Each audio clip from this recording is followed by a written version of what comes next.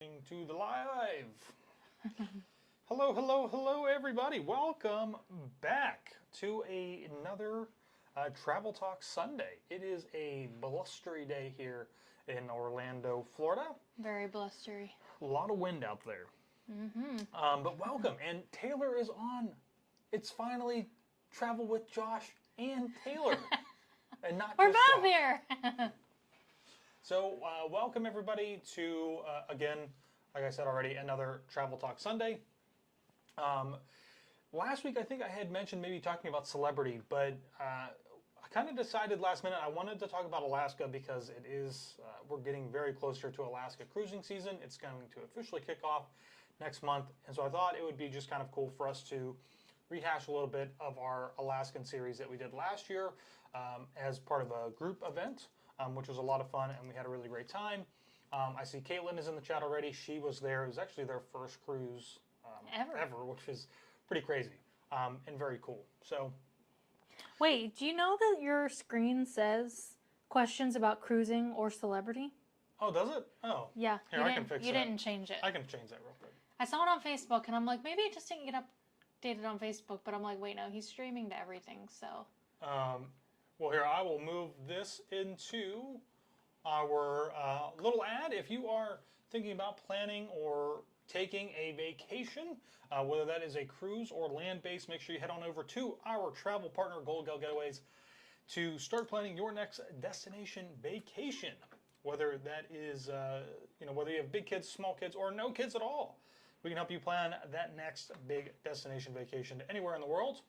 You can just head on over to www.goldgalgetaways.com to start planning today. Transitioning back to this one so you can see Taylor. Yeah, so I'm going to try and fix that real quick, and maybe I can let Taylor take over for just a second. I don't even know what I'm supposed to talk about. Okay, so let's talk about... I'm a guest. Josh is the host. Yeah, I guess that is true, huh? Yeah. About cruising or Alaska, I guess we can put on there. There we go. So I guess in a lot of ways, when it comes to cruising to Alaska, and Taylor in a lot of ways has a lot more experience right now, I would say, in talking about this than I do, because she has been taking on some personal clients for herself when it comes to planning a trip, specifically cruises. And Alaska. You're putting a lot on me right now. I am putting a lot of pressure on you, apparently, at the moment. But it is, I think, important to maybe just like start with the basics of planning our trip and how we went about it. Because when we originally did our group cruise, we had that planned before the world had ended, basically, for a little while. Which was in 2020. We had made plans to do a cruise in 2021. Yeah, I think it was supposed to. And then we didn't. Yeah, it was supposed to be in 21. We were afraid we weren't going to be able to do everything that we wanted to do. There were still a lot of restrictions, so we were just like, let's go ahead and move it before we lose our deposits and everything else. So we just moved it to 2022, which ended up working out much better because we had pretty much no restrictions at all during our sailing. I love that Josh says, oh, Taylor will have more experience with this, but Josh has clients traveling to Alaska well before I do, so. Well, what I mean by that is the fact that, when it comes to, that's not right. Sorry, guys.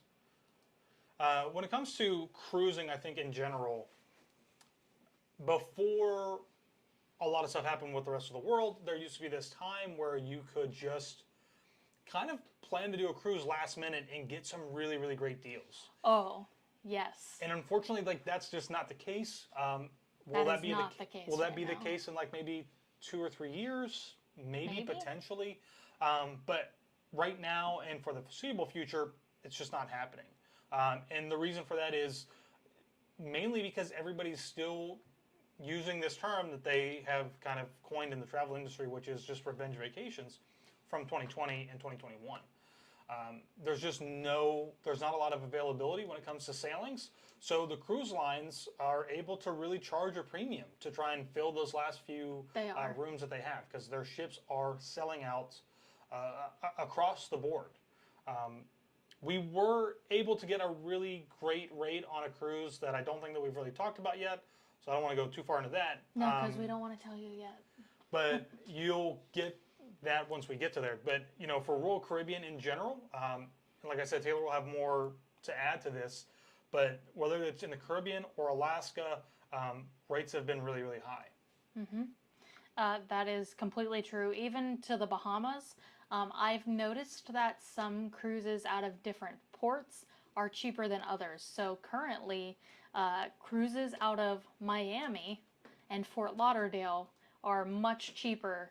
If you want to sail out of Port Canaveral, you are going to pay more just because you're sailing out of Port Canaveral, like 100%. The Independence of the Seas and the Freedom of the Seas are almost the exact same ships. Port Canaveral is a little bit more of a desired port because it's so much closer to Orlando and the theme parks. But you're pretty much getting the same sailing, and Freedom of the Seas is cheaper, but it's out of Miami. So it's just, you got to decide where you want to stay and where you want to cruise from. But I have had some people request last minute cruises. Like, I had somebody the other day that wanted a cruise for June, and I'm like, I can get you a cruise for June, but you're probably not going to be able to pick the stateroom you want, and we're going to be super limited on where you sail from. So I hope you have, like, no expectations, because, like, if you plan, right now, anyway, if you plan a cruise 6 months or less in advance, availability is going to be limited. Yeah. The ships are so full. It is insane, especially for summertime, because you have to think, like, oh yeah, it might be hurricane season, so you might think, oh, people don't want to sail during hurricane season, because if you don't know, hurricane season is actually from June until November, so it's a long time, but everybody wants to cruise in the summer because their kids aren't in school, so it's just much easier. They don't have to take their kids out of school. It's easier to plan summer vacations than it is during the school year or over holiday breaks. But yeah, the ships everywhere. Mediterranean, Alaska. Alaska fills up really quick, though. I'll talk about that more in a minute. But everything is just so full right now. It's crazy. Yeah. Doesn't matter what port you're sailing out of either. They're full. Yeah, I mean, it's challenging right now to do last minute traveling. Katelynne just mentioned that it's interesting with fluctuating prices and different things like that, and making it challenging, including flights. I mean, flights are the same way.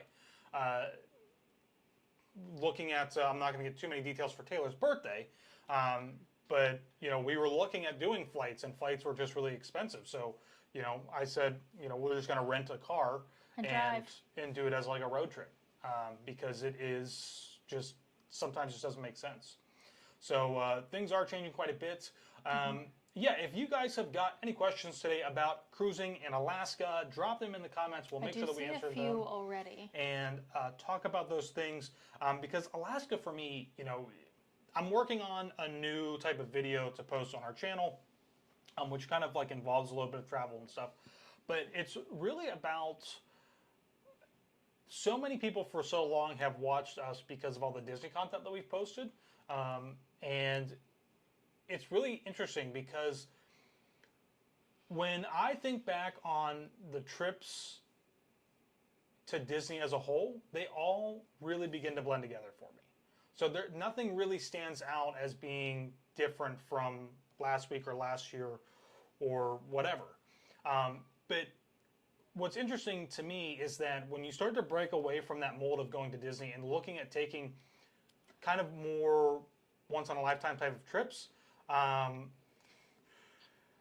it really becomes something that sticks out in your mind. And I think that it lasts a lot longer as far as like holding on to those memories. I think about Alaska all the time, and I almost never think about Disney because we've been here so often, you know. And I think if you're really gonna branch out to try and take a domestic trip that can feel not necessarily exotic, but can definitely feel different, Alaska's a really great I think about option. Alaska all the time too. It's my wallpaper. Oh yeah, yeah. I mean, focus. It's amazing. So a great question that Chris has in the chat, which is, hi, we are going to Alaska in June and are going on the excursion in Juneau called Ed Tracy Fjord. Is this similar to the one you both went on? Ours is 7 hours long. I would assume that this is probably going to be about the same because that's how ours was. I think what time did we get up, Taylor? Like it was 4, early. 5 in the morning? Oh, it wasn't that early, but we were disembarking the ship by like 6:30 or 7 at the latest. We pretty much, we had a group of us that went together, and we all met in the music hall on the ship. We were on Ovation of the Seas. We all met there because that's where the meeting place was. And then we disembarked the ship together, and we were out in a fjord. And you basically just step from the ship to a little, kind of looks like a tender boat, but ours was a Glacier Explorer. So check and just see if yours is the Glacier Explorer one or something like that. Because ours went on this little boat, and we rode up right to the glacier. We could see our ship in the distance, and then we didn't see him for about 6 hours because we watched the ship leave, and we were like, well, let's hope we make it to Juneau. But it was an awesome day. That was our favorite day. It was. I mean, it was a great day. It was super long, but it was so cool. And I would double check. You could probably call Royal to get some, or sorry, I'm just assuming it was on Royal, but you could probably call whatever the cruise line is that you're sailing with to get a few more details about the excursion itself and what it is. But I would highly recommend it. I would love to do that one again. I know that it's probably not as maybe like thrilling because you're just kind of stuck on a smaller boat for so long. But it's just really cool to be able to get up as close as you can to that glacier and then to be able to come back out. Ours, you know, if you watched our video, we did get to stop by some really cool waterfalls. And then some icebergs, some giant icebergs. Yeah, and then we saw whales. So we even kind of like stopped to see some whales out in the water, which was really cool. We saw some eagles flying by. So yeah, I'm going to jump in on this one comment here, which I'm assuming it might be Zach, who asked, "How are the cheeseburgers at lunchtime on the buffet?" That's a funny one, Zach. That is very funny. You know, I think when it comes to just, it's Royal and Ovation. Okay, yeah. So it's probably the same thing. That would be my guess. It's probably it might just be a different fjord than the one that we were in. Yeah. Because ours was the Endicott Arm. Ours was the Endicott Arm, yeah. So I would say that I had a lot of fun. Taylor had a lot of fun. You know, if you like to have a drink, they're going to have those Glacieritas on there, which are really cool. And I think just adds to like the atmosphere. I mean, it's something different. And, you know, trying to not be somebody who's going to sit inside the whole time and be a stinky Pete. If people are coming in and out the door. We had a couple of people like that. I didn't ever mention it in the videos, but I should do something special, like maybe talk about that for our like Patreon stuff. But oh my gosh. Okay, so I see another comment on here that says we are thinking of traveling to Alaska in June. What are some of your favorite excursions that you'd recommend? I just want to clarify, if you are thinking of traveling to Alaska this June, I would rethink your plans and travel next June or the June after. Because if you're thinking of going in June of 2023 and you don't already have a cruise booked, you are going to be very limited on what type of room you can get, if you can even get a stateroom. And there's probably not very many excursions left. Because we started booking our excursions probably 6 months in advance, maybe more. And there was still limited availability at 6 months in advance for excursions. So just keep that in mind if you are planning an Alaskan cruise, because they only sail from, it's about like April-ish to August, beginning of September. Because it's such a short time frame that they sail. It's in very high demand, and there's only a couple ships from, sometimes cruise lines only have one ship that's sailing, like Disney only has one ship that sails to Alaska. Royal has a couple, Celebrity has a couple, Norwegian has one or two, I think. Yeah, I think people it's just so limited. You got to plan it in advance. I think sometimes people forget that Alaska season is like, basically the cruise line has to take a year's worth of like what would be in the Caribbean. They have to pack it into like 4 or 5 months, essentially. Yeah. And try to get as much stuff in there. So there are some cruise lines that will have multiple ships up there, but they're not always leaving from Seattle. You know, some of them leave from Seattle or Vancouver. Some of them leave from up in Alaska, and they do one-way trips between Alaska and Vancouver itself. There are even some cruise lines that leave all the way from LA. Those are going to be longer sailings, usually longer than 7 nights. But it can be pretty challenging as far as booking any excursions last minute. So, but if there are some things, like if you do see that there is availability, anything that has to do with wildlife, absolutely do it. Whale watching. Whale watching was absolutely amazing. We have slowly come to learn that we think that our guides may have been lying to us about the bubble net feeding. It seems like bubble net feeding happens all the time up there, and people see it all the time. So I think, you know, try to find some things that are unique to Alaska. We did zip lining, which was a lot of fun. It's not necessarily unique to Alaska, other than, you know, you're just kind of zipping through the last frontier or the final frontier, or whatever we call it up there. You know, there are some cultural types of tours that you can do, but I would honestly probably avoid those because they're going to be really, really overpriced. And I think we did a video about it. I think I added that in the video, was that we were kind of misled to believe that we were going to see some wildlife on this one tour that we did in Ketchikan. Oh, yeah. And it just ended up it was more the Royal Caribbean description of it than the actual tour company's description. But it wasn't worth whatever the price was that Taylor and I paid, which was like outrageously, I think it was over $100 per person to just kind of drive around. And it's great. I'm not trying to take away from the cultural significance of Alaska and the people there, but definitely was not, in my opinion, worth the price that we paid for. So if you find something and has availability, instead of just looking directly through the cruise line, try and look on TripAdvisor at the tours and get a more thorough understanding of what's going to be expected. And of course, always just, you know, YouTube. I mean, that's what we always try to do when we're trying to look at excursions. TikTok's like the thing right now, but like go to YouTube. Yeah. Because people will have full, thorough videos on YouTube about it.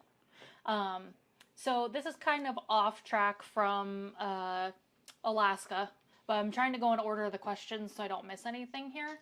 But I see Tina commenting on here, and I'm pretty sure this is the Tina that I have going on a Royal Caribbean cruise in November. And what ports does Celebrity cruise out of? They cruise pretty much out of everywhere.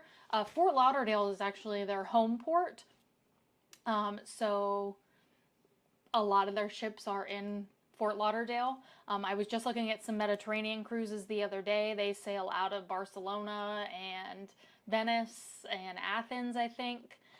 They also... Do they have one in Port Canaveral?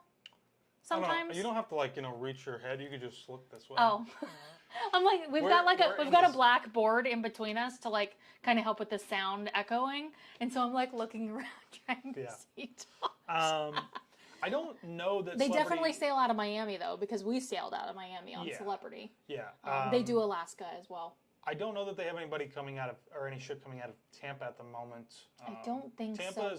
Tampa's restricted to very small ships because of the bridge. Yeah, all the ships in Tampa have to go under the Sky Bridge, which is like a cool experience, but kind of unfortunate because then bigger ships can't sail there. They have a lot of Royal Caribbean and Carnival.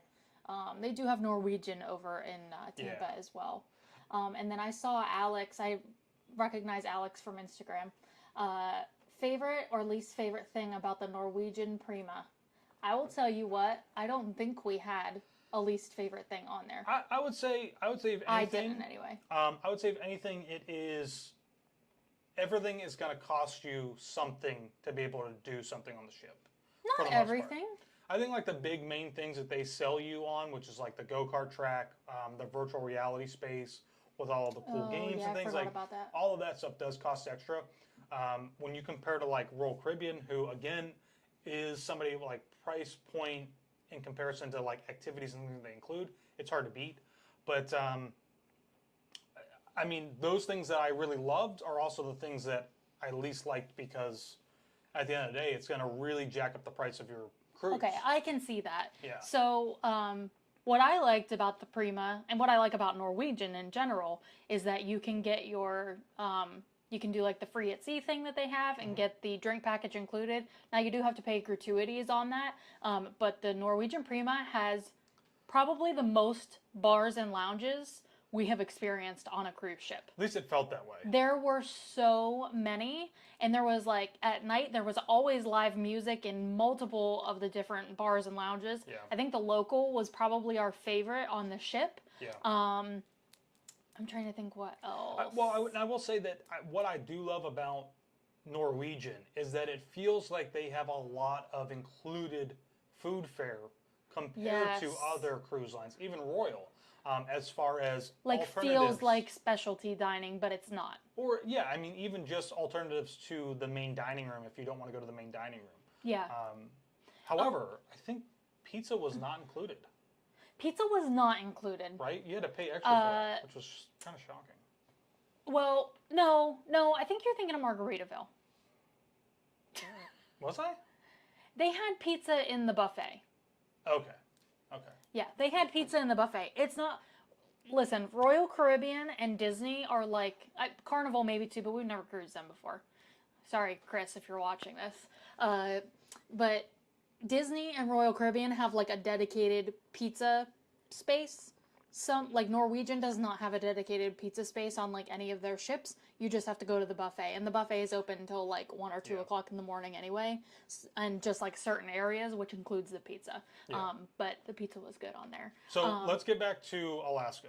Well, there was one other thing I want to say about the Prima. My absolute favorite part of the Prima was Deck 8. The like Ocean Walk and Ocean Boulevard. That was really nice. It goes the whole way around the ship. It's like what you may have considered in the past is like the like running deck, but it's not. And there's pools there. There's I can't remember if there's hot tub or not, but there's pool on each side with infinity edge. There's a bar at the very back. There's a ton of lounge seating and chairs. It is the best addition that has ever been added to a cruise ship. Yeah. And we're going on the Prima again in 2024 from Iceland to London. Which, speaking of, if you're interested, is a group cruise. We have only a select few rooms left. If you are looking to join us, it is going to be a great time. I can tell you that the people who we cruise with are fantastic, wonderful people. Super inviting. Yeah, they're messaging me right now. And so if you're interested, there is my email is in the description of this video. You can send me an email. I'll get you the information that you need. So our room blocks do include things like a drink package, food credits, internets, onboard credit, excursion credit, I want to say. Yeah. And we might even still have some BOGO airfare as well if you want to take advantage of that as well. So this cruise will be leaving from Iceland and finishing in the UK. Not London, but as many cruise lines use marketing here in Florida to say that their cruise end in Orlando, it would be similar to that, where Orlando's about an hour from the port of Port Canaveral.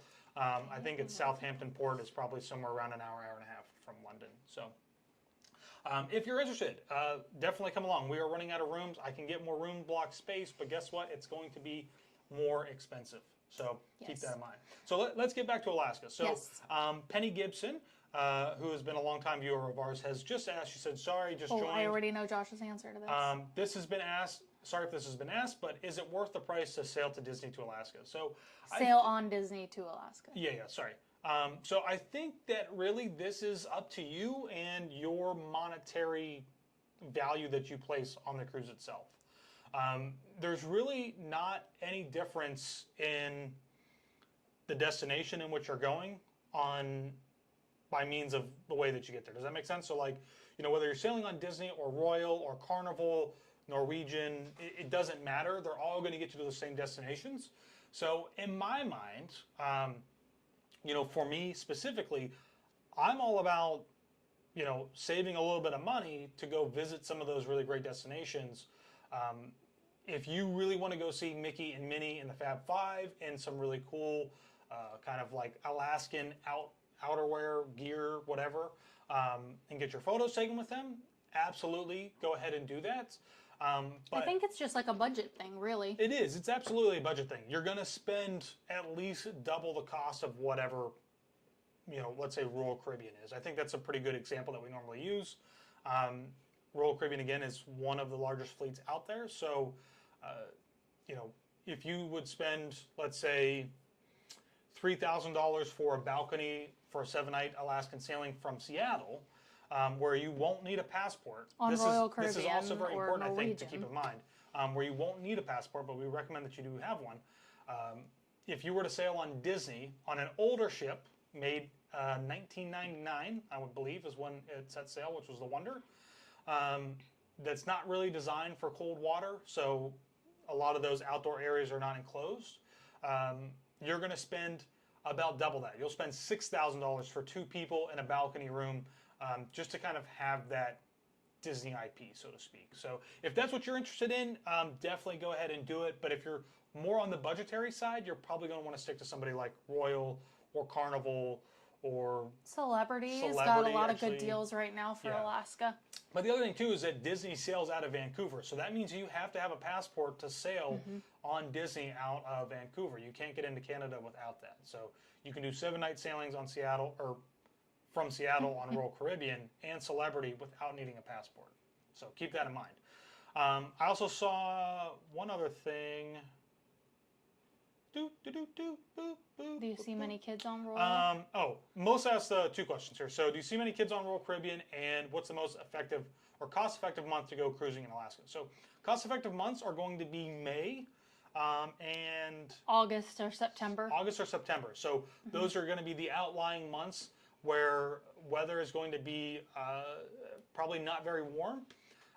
Also they say prime whale season is like mid-June, July, and mid-August. So if you're really looking to see a lot of whales, you might still see them in May and August or September, but you're going to have a higher chance in July. Those are also still school months for a lot of the country.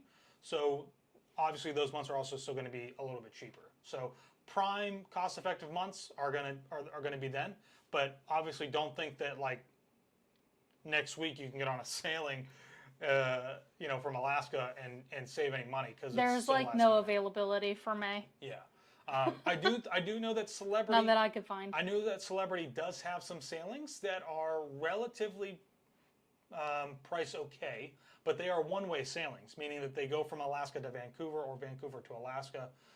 So you would have to spend a little bit extra on airfare, because when you don't book round-trip airfare through an airline, they'll actually charge you more for one-way travel. So keep that in mind. And I don't know, Taylor, did we see a lot of kids on Royal Caribbean when we were on the Ovation? I felt like there was a decent amount of kids on there for an Alaskan cruise. I feel like Alaska is definitely, not that it's more adult-friendly, but it's definitely, like, it's not, oh, we're going to spend all of our time at the pools and explore the ship. It's more, you're going for the destinations and what you want to see on your cruise, the type of excursions you want to do. Yeah. I actually have a friend that I work with right now. Her family booked an Alaskan cruise and basically was like, hey, we booked you a room on this for her and her 2 kids, so you're going to be coming. And she's like, I literally don't want to go to Alaska. So she didn't book a single excursion for her or her kids because they said they don't want to go to Alaska. They don't want to be outside in the cold. And I was like, why don't you just go on another trip? And she's like, well, they paid for it. I'm like, okay, well, I guess you're getting a free cruise, but like, yeah. The point of going to Alaska is to go to Alaska, not for the ship. If you want to go on a cruise for a ship, I would say do it when it's in the Caribbean or the Bahamas. Well, I think, again, that comes down to just what you're looking to get out of your cruise in a lot of ways, because again, that might be something where people want to take Disney because they want the Disney experience and the Disney magic. They don't care about the price, so to speak. Yeah. Because it's Disney. So, but Alaska is awesome, and I think Taylor and I planned for it to be on the chillier side, and it still was here and there. But I didn't bring my winter coat though. No, but we still did have some pretty nice weather while we were sailing. Now we got really lucky. We went middle of July. Our cruise had almost no rain until like maybe the end of it when we got to our Juno day. Yeah. In the evening was when it started to rain. So we got super lucky, but I mean, it's this weird kind of place where you can get all of the seasons all at once. at the same time. I mean, it's crazy, but it's super cool. And I mean, maybe it's not as majestic or crazy, or I don't know, for people who live like in mountainous regions. But coming from a small town in Pennsylvania, which had rolling hills, and then living in Florida for so many years, when you get out there and you're sailing on the ship and you're going up into these fjords with I was going to say, mountains, those aren't just rolling hills. These are mountains. Oh, yeah. I mean, when you're going up into the fjords and you just have these mountains that literally just rise up out of the water, I mean, it is just breathtaking, and it's awesome, and it's so cool. Another great question that we often see asked is, do you need to have a balcony stateroom when sailing Alaska? What do you think, Taylor? I think yes.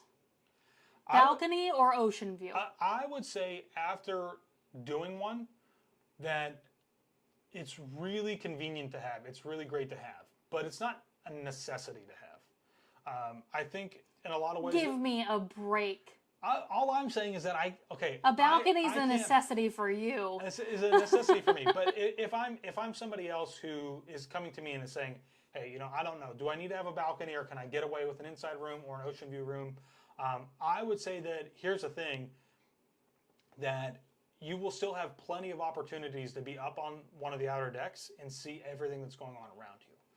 One of the things that I loved about having a balcony was that I could set up the tripod and the camera and literally just hang out in the room in the morning and just shoot off the balcony, if we saw any wildlife. We literally never did, which sucked. But, it's still a really great option to have. But it's not a necessity. You could definitely get away with it as having an inside room. Even on Royal Caribbean now, they're starting to redo their ships where inside staterooms have like a virtual balcony. Oh, yeah. So you would still be able to see outside. Wasn't that somebody, like Tim and Amanda's family, somebody with them had a virtual balcony? Yeah, I think they said it was great. Yeah. Because you could literally see what we were seeing from the ship. Mm-hmm. So they're doing a lot of really cool things with technology to make it just that much of a better experience. As far as kids go, there is still a lot to do for the kids on the ships. Like, I will tell you what, the pools were almost empty all the time. So if you do have kids going on a Royal Caribbean specifically, because they do have the Ovation and the Quantum, both have enclosed pools, so they have indoor pools and hot tubs. Those pools were empty almost every time we walked by. Maybe 3 or 4 people in there. There was one day, there was the one kid that was on our little zip lining excursion. This kid on our ziplining excursion, he was literally swimming in the pools by himself. We saw him after our ziplining excursion. So it was just like, and there are kids clubs on the ships. I think there's still a lot for kids to do on the ships. And plus, if you have an adventurous family, I think Alaska would be good for you.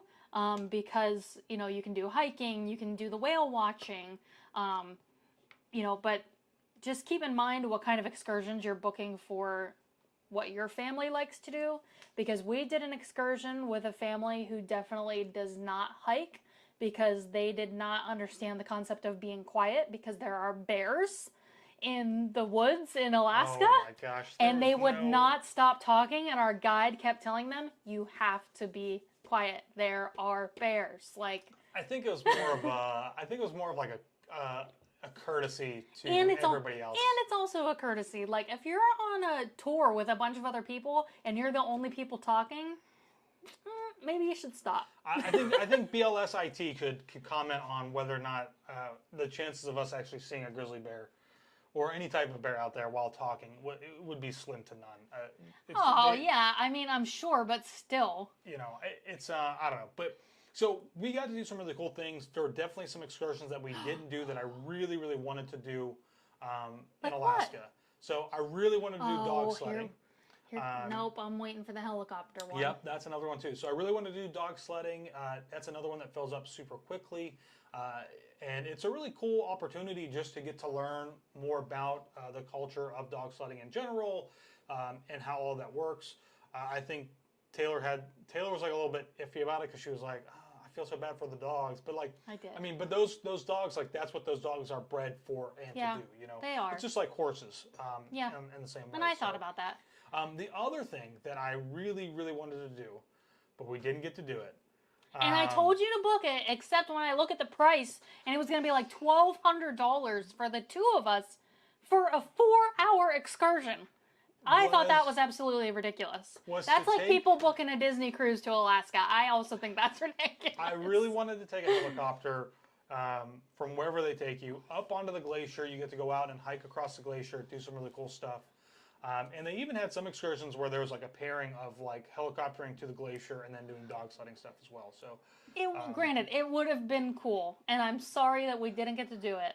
But you should also be sorry for me that I didn't get to eat Alaskan king crab in Alaska.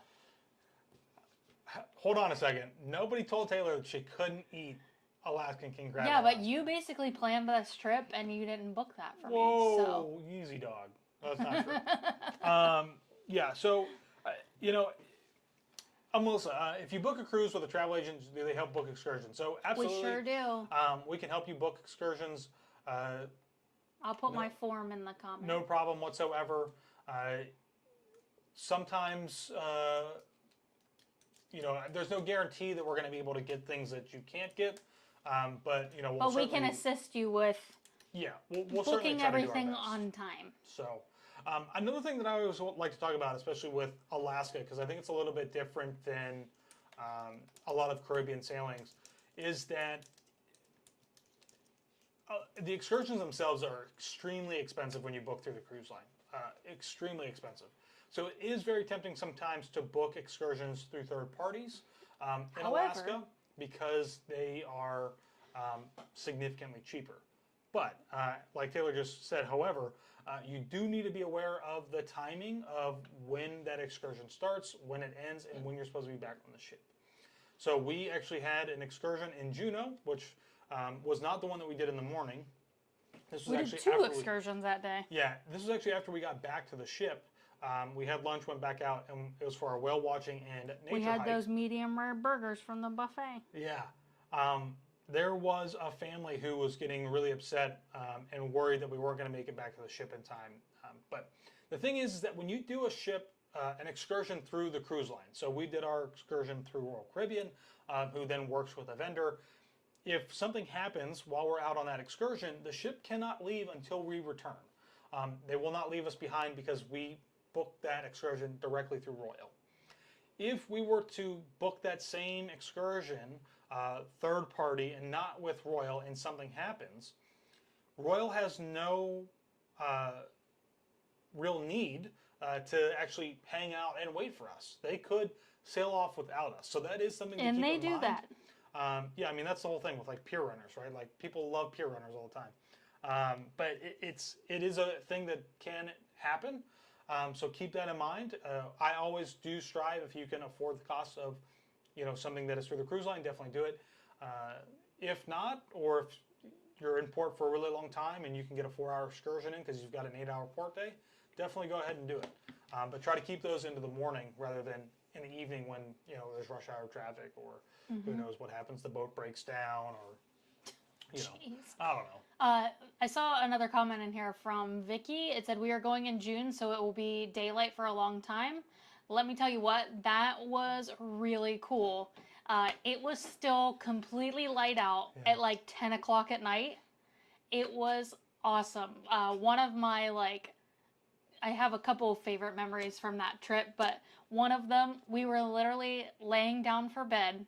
We had the door open to our balcony. We got the extra blanket out from under our bed and covered up with it. And it's like literally after 10 o'clock at night. And we're just going by the mountains on our way to Skagway. Sun is still bright, shining. Yep. And we're ready for bed. Feeling the cool breeze come in. It was awesome. Yeah. It was fun. Oh, another thing I just want to mention. If you book a cruise with a travel agent, they help you book excursions. I just want to remind you that booking a cruise or any type of vacation with us is completely free to you. You are just paying for your vacation. The most common question we get asked is how much does it cost to book a trip with you? It costs you nothing extra. Using Gold Gal Getaways travel agents are free. So that's true. And if you are a personal client of Taylor and Hour, if you're a personal client of Taylor's, Taylor and mine, because I don't really book any clients, I sometimes. I do all of our group stuff. We will send you out a little care package for your cruise vacation. Has some little goodies in there that are, we call them cruise essentials, so to speak. So kind of a cool, so to speak, nifty little thing that we do. So yeah, we just sent one out yesterday. Yeah, we did. Should be there by Monday, according to USPS, but who knows? Might get there Tuesday. So Alaska's just awesome. It's a great destination. I know that it's still a kind of like once in a lifetime trip for a lot of people, especially since you really have to consider airfare to get there, because a lot of the population is on the East Coast, and trying to get over there can be expensive, but it's certainly worth it. In a lot of ways, it just is so different. And pairing it with, a little time on the front end or back end with some time in Seattle, or if you're going to Vancouver, or even if you're really looking for like the ultimate Alaskan experience, there are some cruise lines that will do a land and sea tour for you. So that can be on the front end or on the back end, as far as like which one comes first. Royal Caribbean does cruise tours. Yeah. Disney, you can do like Adventure by Disney things. Yeah, I mean, I think Celebrity is a big one that I see a lot of, and Norwegian, which is where sometimes you can make your trip almost 2 weeks long, where you can do 5 or 6 days going through the actual part of Alaska. And if then you had your masters in Royal Caribbean, you'd know that Royal Caribbean does that too. Well, I mean,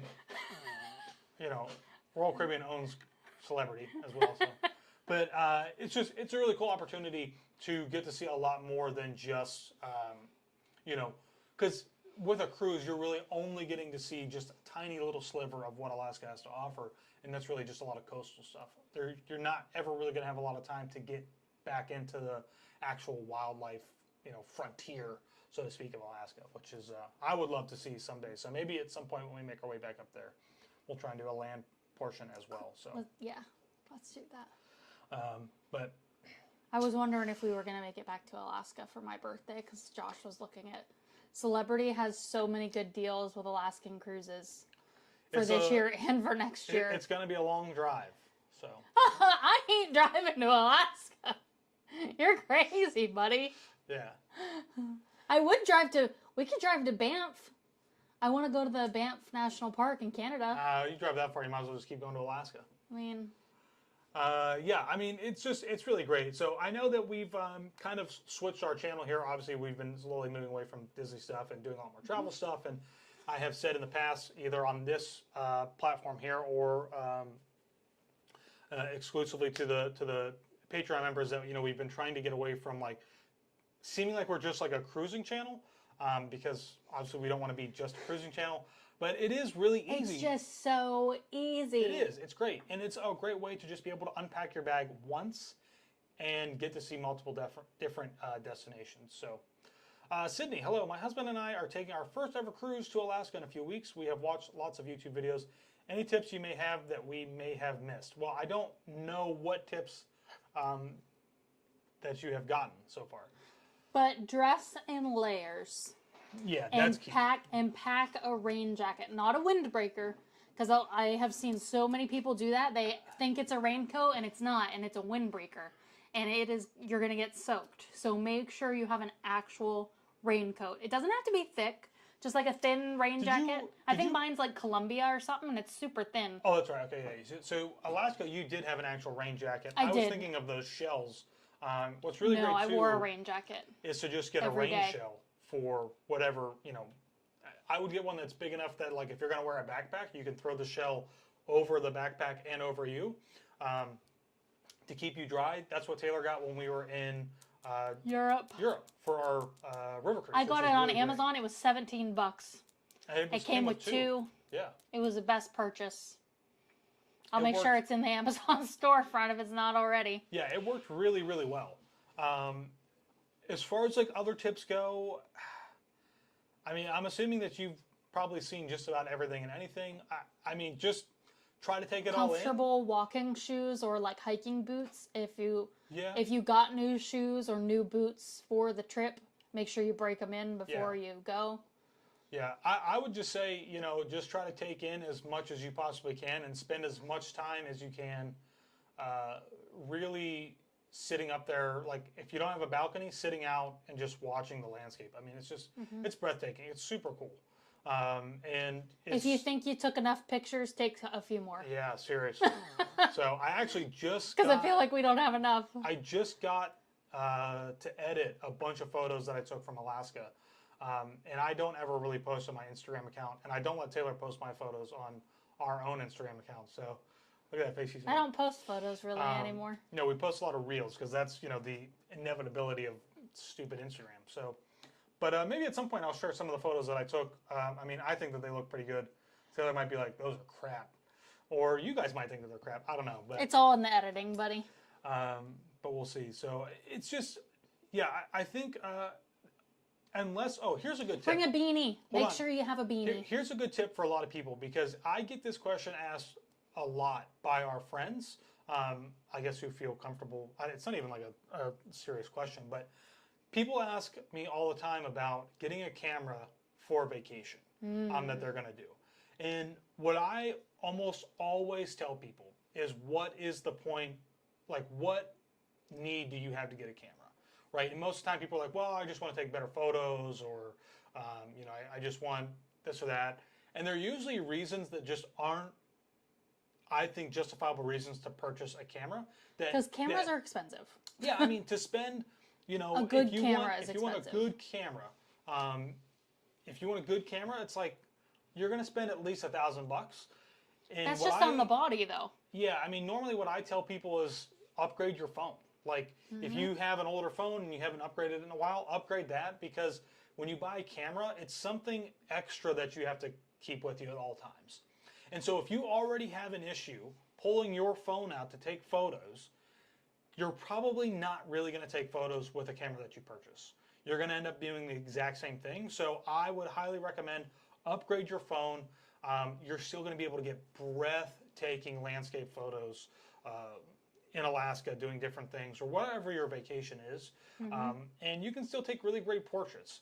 Wildlife photography is totally different. You need to have a professional camera with a professional lens to do wildlife stuff. So that's a totally different story. But I think for the most general upgrade your phone. Public, yeah, upgrade your phone and wipe your lens off. Oh my god. Every single time. That is the biggest thing that I see on social media, or just like our friends and family from back home, when they post on Facebook, I see pictures, because everybody's been going to Taylor Swift and all these country singers concerts recently, and I'm like, I cannot even look at these photos because their lens is so dirty. All you have to do is wipe your lens on your shirt. Yep. Just wipe the lenses off, and you will be amazed how much clearer the photo is. Yeah. Yeah, that will make your photos better, even if you have an old phone. Wipe your lens and your photos will be good. Yeah. Ronnie S. says, as a solo traveler, do you have packages or plans that are more cost effective? So I guess it depends on like what you're looking to do. Unfortunately, for cruises, not really. Yeah, I mean, unfortunately, just in general for solo traveling, there's going to be very few opportunities that are going to be more cost effective for you than it would be, say, traveling with a partner. Yeah, almost all cruises are based on double occupancy for the staterooms. However, the further in advance that you can book, if you book with Norwegian specifically, they have a lot of ships with solo cabin rooms. Yeah, studios is what they call them. Yes. Now, they're not and always... on some of the newer ships, they are really nice. They are really nice, but they're not always as inexpensive as you might think. Like, you might be thinking, if double occupancy for an inside stateroom is $2,000, then, you know, the inside studio room should be half that, or maybe less. Sometimes it's not. It's not normally. Usually you're still going to pay like maybe $1,500 for a studio inside, because it is still space that they could be dedicating to a double occupancy space, you know, all that kind of stuff. So unfortunately, there's not. I mean, like if there's something custom that you want, we can definitely work with you to try and, you know, solve that, because it is like a, you know, something that we would have to kind of overcome. And we could definitely work with you one-on-one to try and find something that is cost effective. But for the most general part, like everything's gonna be based double occupancy. Honestly, try and find like a friend, even, you know, if it's not a significant other, if you have a friend that likes to travel or wants to try and travel, go with a friend and split the cost, because that would be way cheaper than paying double occupancy by yourself. Yeah. And you might have a better time if you're not by yourself. Yankee fan, I hey like going guys. to trivia with everybody, so. Yankee fan says, hey guys, we love your videos. We are going to Alaska in 12 days for our first ever cruise, and I'm assuming Alaska cruise. So that's pretty cool. You're just like our friends Katelynne and Tyler, who took their very first cruise and Alaskan cruise at the same time. So have, excuse me, have fun. The weather is going to be probably on the chillier side since you're going in May. You're going on one of the first sailings. But be on the lookout for whales. You still might see them. We saw them literally alongside of the ship while we were sailing up, not inside of the fjords. I'm not even sure if we were in the fjords. The fjords. I'm not even sure if we were in the inner passage yet when we saw those whales. I don't remember. But I did not see them, so I don't know. Yeah. Oh, I was pumped whenever I saw them because everybody was inside. I think everybody was like inside of the bar or something like that. Probably. Doing something trivia. I think it was trivia. I think you guys were doing trivia, and I ran outside, and it was like there's like almost no visibility off the side of the ship, but you could look down into the water and see the water, and there's a, are they called a pod of whales? Pod? I think or so. Or is that dolphins? Well, pod is definitely orcas. Orcas. They're so in maybe a pod. not a pod of humpbacks, but I don't know. But it was super cool. Up. So just be on the lookout Trivia. all the time. All Group the time. Of What? nothing. You can keep talking. Oh, I'm just looking sorry. stuff up.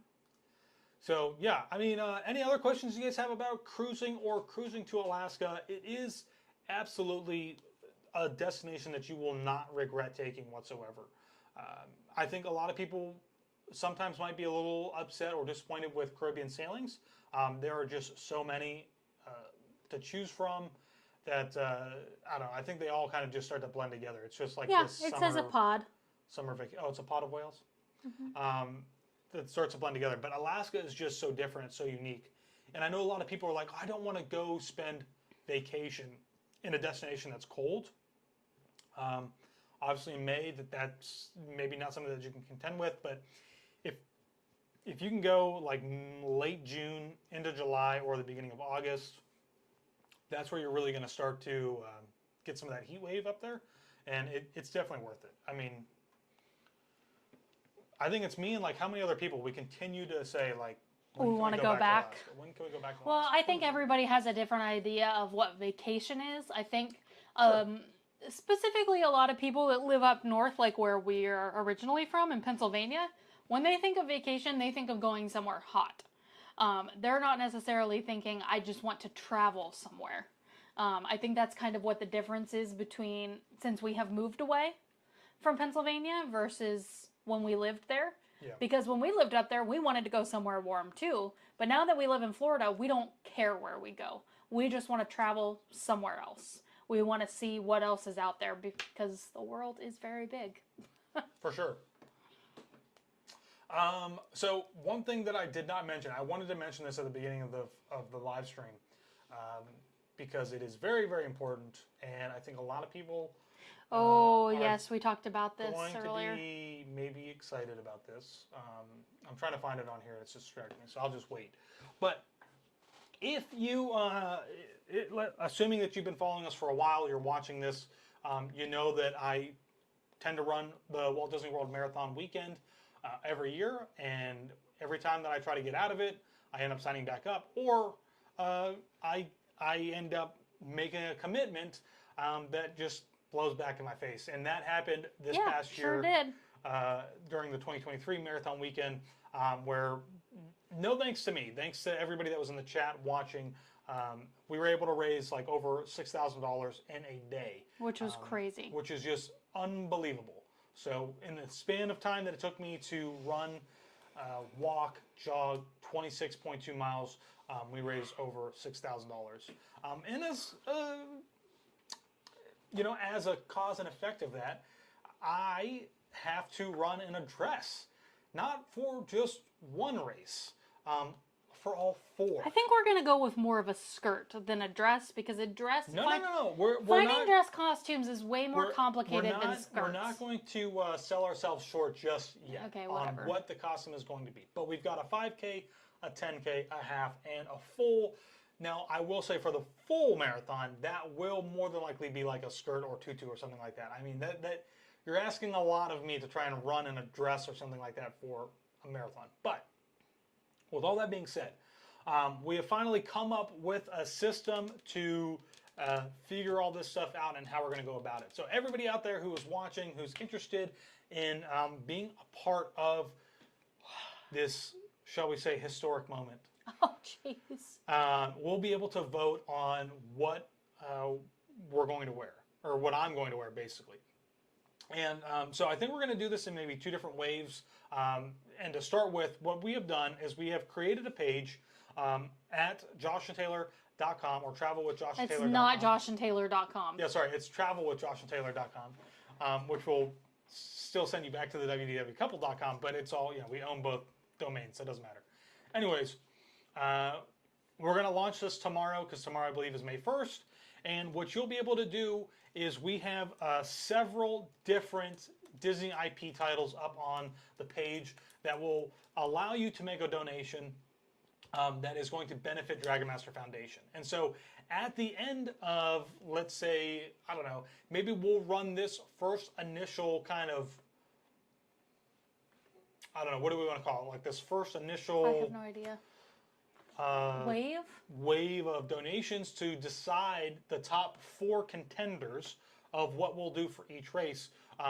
We'll then go into deciding what the actual outfit will be for each race. So on the main page, you're going to see there are titles like Frozen and Mulan and Wreck-It Ralph and Moana, maybe? I'm not sure who all is on there or what. I think we put Cinderella on there. But essentially, you know, obviously I'm not going to dress as Ralph if you choose Wreck-It Ralph. It is going to be the leading female character. I think Brave is on there. So if you want to see me dress up, let's say, as Cinderella for one of the races, then you can make a donation for Cinderella. All of that money is going to go back directly to Dragon Master Foundation. And I will keep tabs on the website. It'll update to show you which. I think once we get to a certain point, what we'll do is we will take the top 4, and then we're going to start creating some outfits, or trying to find some outfits that I'll be able to wear for Marathon Weekend. So I'm pretty excited about it. Again, this is hands down probably my last year that I'm doing Marathon Weekend. It just takes a lot of time out of our schedule to be able to do it for 4 days in a row, 5 days in a row actually, with the expo and everything else. So, but I'm setting a pretty big goal this year. I mean, we raised $6,000 in a day, which is absolutely amazing. Couldn't have been done without everybody else here and watching. So we're going to set a pretty high goal. We're going to set it for, I think you're frozen over there. I'm definitely frozen. I think maybe your camera's turned off. Did it get too hot? No, you're still there. Taylor's frozen over there. But I think we're going to try and set a goal for $15,000. I think that's huge. Jeez. I know, right? I think that's awesome if we can reach that. So we're going to get that page launched and looking to start raising some money for an amazing charity for a really, really great cause.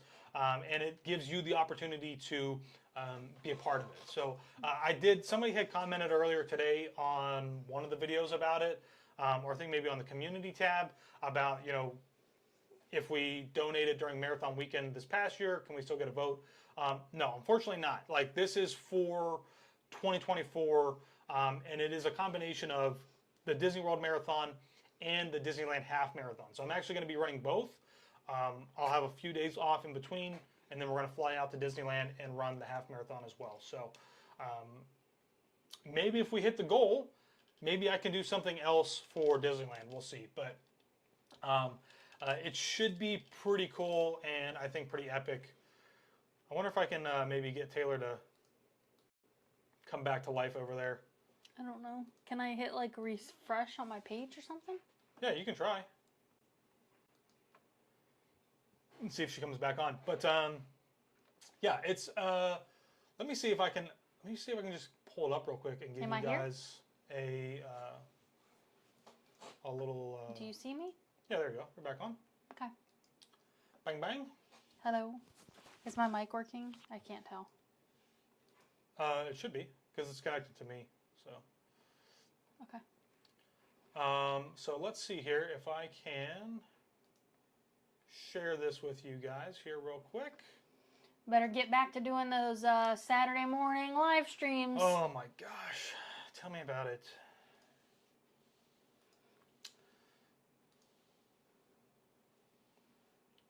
Boop, doop, boop.